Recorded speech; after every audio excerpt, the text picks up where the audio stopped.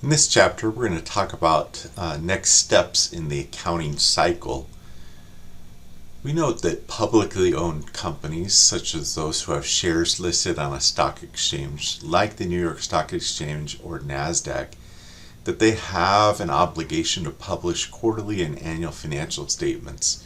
And they need to file them, they need to be audited by an accounting firm or auditing firm, which is governed by the PCAOB, that's the Public Accounting Companies Accounting Oversight Board, and they must be filed with the SEC, and so they have some responsibilities to move forward. They use an adjusted trial balance. Adjusted trial balance means that it includes adjusting journal entries to create the income statement, the statement of retained earnings, as well as the balance sheet. We note that we'll talk later about the statement of cash flows, and we'll do that in a subsequent chapter. So this is what an adjusted trial balance looks like. On the left would be the debit numbers, on the right would be the credits, and you can kind of see how they're organized. Typically the balance sheet accounts are first, and then statement of retained earnings, and then finally the income statement accounts, and we'll use this as a basis for our financial statement. So starting with the income statement, we note that income statement is prepared first because it's used as the basis for the statement of retained earnings, and that statement of retained earnings is used then and incorporated as part of the balance sheet. Now you're going to hear a lot of names for the income statement, including income statement, statement of operations, statement of earnings or earnings statements, or the P&L, the profit and loss statement. So you'll see there's quite a few terms there. And it summarizes operating results. It summarizes what happened over the period of time. We note that the income statement isn't perfect. It requires many estimates and assumptions. And so we reflect those. We have certain rules that say when it is appropriate to do estimates and assumptions and so forth. But they just report what happened by actual business transactions. And you can see what this might look like here for overnight during this accounting period. Next would be the statement of retained earnings. The statement of retained earnings are those earnings that have been retained by the organization and not paid out as dividends. And so it is a portion of the statement of stockholders' equity, the stockholders' equity section that appears on the balance sheet, and it reflects the increases and decreases in retained earnings that have come about either here as by earning and retaining net income, but it decreases if there's a net loss or if dividends have been paid out or dividends have been declared and subsequently paid out. So we're going to use a certain formula to compute retained earnings. It's the retained earnings at the beginning, and then we're going to add any net income, subtract, if necessary, any net loss, and subtract dividends to get our ending retained earnings balance. And so you can see what this looks like. Since we just started operations, we had no retained earnings to start. We added net income from the period, and that came from the income statement. And then we subtracted our dividends that were paid to give us a final balance at the end. Next, after the income statement and the statement of retained earnings, we have a balance sheet, and that reflects the statement of position, essentially all the assets, all the liabilities, and owner's equity. Now, owner's equity is typically be used for a small company that just has owners, but if it's a corporation, it'll reflect stockholders' equity. And typically it's going to be shown with assets on the left and then liabilities and equity on the right to show that assets equals the liabilities plus owner's equity. Now, this does not reflect it in the same way here because we have assets kind of on top of liabilities plus owner's equity, but if it were a wider format, you'd see assets on the left and then liabilities and stockholders' equity on the right. But you can see how this syncs up here with retained earnings. We have our statement of retained earnings, and you can see how that's included in the stockholders' equity section. But we also note here that total assets equals total liabilities plus owner's equity, stockholders' equity, as noted here. We also have something called a classified balance sheet, and that helps us classify certain balance sheet accounts, including and especially those that are current. So the current assets typically include cash and any assets capable of being converted to cash within a short time, usually 1 year. And in later class you'll learn about some other definitions, but also assets that will be used up within a short time, such as prepaid expenses. And so that's what's going to be included in the current assets in our classified balance sheet. Now on the other side, we're going to have current liabilities, and that's debt that is expected to be satisfied relatively soon. Same thing with unearned revenue. Typically you're going to be earning it over the current period, over the current year, and so that would be included there as well. So we note that the international financial standards, which are the standards used typically outside of the U.S. by many jurisdictions. One significant difference between the two is that management auditors are required to depart from compliance with standards when it is necessary to achieve a fair presentation. And so we note those differences that might occur between GAAP related standards and international financial standards. We note that there is a relationship among the financial statements that are connected to each other. As you recall, we just went and looked at net income and saw how net income was included in the statement of stockholders' equity or the statement of retained earnings. And then that ending retained earnings balance was included in the equity section of the balance sheet. So you can see that some of those interrelationships that are included there. We want to make sure that we are adequately disclosing what's happening with the financial statements. So the notes are an integral part of the financial statements. And so they're going to tell us certain rules that were followed, maybe certain estimates, certain assumptions that were made, and need to accompany the financial statements. Those notes will disclose any facts that an informed user might need to be able to interpret the statements properly.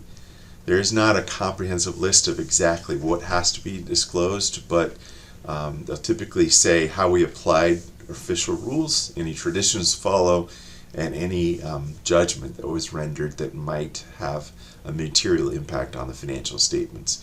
Common disclosures include things like lawsuits that might be pending that might have a material impact, any scheduled plant closings, any significant events that occurred after the balance sheet date but before the financial statements are actually issued. For example, typically a balance sheet would be December 31st for a calendar year end, but something might happen January 10th before the financial statements are issued, and so we need to reflect those. We also need to reflect any customers that account for 10%. We might be vulnerable if we lose them, so we need to recognize that vulnerability, and any unusual transactions or possible conflicts of interest between the company and its officers. Now we're going to talk about two types of accounts, temporary accounts as well as permanent accounts. Typically the income statement items, you can see down here, revenues, expenses, and dividend accounts would be reflected as temporary accounts, also called nominal accounts. And they just accumulate for one period and then they go to zero. They're closed out. And so we're going to compare and contrast that with permanent accounts. These permanent accounts are also called real accounts, and they reflect and continue to accumulate over time. So they continue to exist, and they're typically balance sheet accounts, so asset, liability, and equity accounts. So when we go to close, we're going to close out the balances of the temporary accounts, take them to zero, and we're going to close them out in a process called closing journal entries. And we're going to transfer their balance to a single account, income summary, or sometimes close directly to retained earnings, but in this textbook we'll close things out to income summary.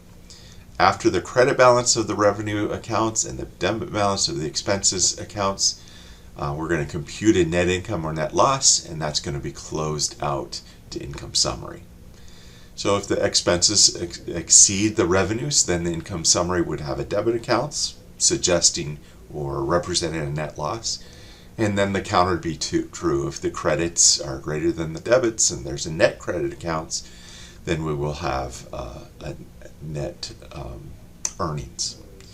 Closing entries, we're going to close each of those accounts, those nominal or temporary accounts, So we're going to close the revenue accounts, close the expense accounts, all out to income summary. Then income summary is the next step where we close those to retained earnings. Retained earnings is an example of a permanent account or real account.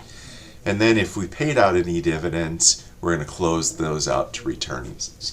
If we not paid out, but also if we have declared dividends, then those will be closed out. Typically those happen in the same period, but sometimes there's a difference in timing. So we close out the revenue accounts, and we'll show how we do that here. We've got various revenue accounts, and we want to take each of these accounts to zero. So if they normally have a credit balance, so to close them to zero, we're going to debit each of those and close them out to income summary. So you can see what that looks like. And so here's an example of how they're closed to zero and what the journal entry looks like. But we're going to close to zero and then start accumulating in the next period. Same kind of process for closing the expense accounts. We want to take those to zero so we can see each of those expenses. A normal balance is a debit, so to close them to zero, we're going to give them all a credit, and we're going to close them out to income summary. And so we can see each of those T accounts and see how they're closed and taken to zero. Okay, so we're going to see that the revenue accounts and closed out expense accounts all reflect a final credit balance, which suggests we had net income during the period. So we're going to close this out. We're going to close income summary, which before had a balance of a credit balance of $39,942. So again, we're going to take that to zero and close that one out, and you can see that reflected here. We're going to take that to zero and close that out to retained earnings, and that's going to be our permanent account, and that's how we reflect what happened over the period to retained earnings. Finally, our fourth step is to close out the dividend account. And so any dividends that were declared, we need to close out to retained earnings. That reduces retained earnings. Retained earnings has a normal balance of a credit account. So here we're going to debit it. Okay, so here we see this closeout, dividends closed out, taken to retained earnings, which takes our retained earnings balance from $39,942 to its net balance of $25,942. And so we're going to close those various accounts. In summary, we closed revenue, expense, the income summary account, as well as the dividend account. And so you can see the flow chart of all of these happening. You can see all of these temporary accounts have now been taken to zero, and it is all kind of ends up accumulating within retained earnings. And we can see our after closing trial balance. You can see the only ones left, everything else is zero, but all left are the balance sheet accounts, the assets, the liabilities, and the equity accounts. So you can see that reflected here. A lot of times we're going to want to reflect profitability, so we have a few ratios. Our net income percentage. Okay, so what has been our profit of every dollar of sales? What has been our profit associated with every dollar of investment or equity investment by our stockholders? And so we're going to use those as two common measures of profitability. We're also going to have some measures of liquidity. Liquidity says, do we have available cash? Do we have sufficient? How much cash do we have? If someone comes with a bill, are we able to pay it? Because if we can't pay it, we might have to go bankrupt. And so we're going to try to keep track of both our working capital, that's current assets in excess of current liabilities, and our current ratio, current assets divided by current liabilities. So we can see that there. Now, we're going to note that there are sometimes some interim financial statements. These might be quarterly, they might be monthly, they might just be year to date. But we can always produce interim financial statements to see how we're doing instead of waiting to the end of the period. We've now been through the accounting cycle, and we've noticed a variety of steps. You know, the first couple chapters, first few 3 chapters, we talked about journalizing, posting, and preparing a trial balance. The last chapter, we made some adjusting journal entries and prepared an adjusted trial balance. And in this chapter, we worked to prepare the financial statements, make closing entries, and then prepare an after closing trial balance. Now, there is a worksheet that can be used, and this is a supplemental topic, but it is something that we can use to reflect the unadjusted trial balance, include the adjusting entries, and then finally the financial statements. Note it is not a formal step that needs to be used, but it can be used to help us through this process, and you may choose to reflect and compute that throughout the period.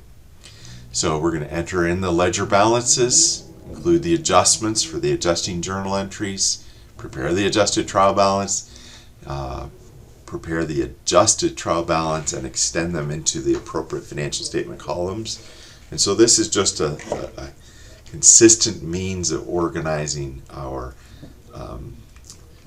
recording our journal entries, and finally creating income statement accounts, balance sheet accounts, and so forth, and closing the accounts and moving forward. Now, computer software does this automatically, and so we're able to just see that process. We walk you through this process so you can understand what a computerized system is doing, and so if errors or questions occur, you're able to understand exactly what happened. That concludes this chapter.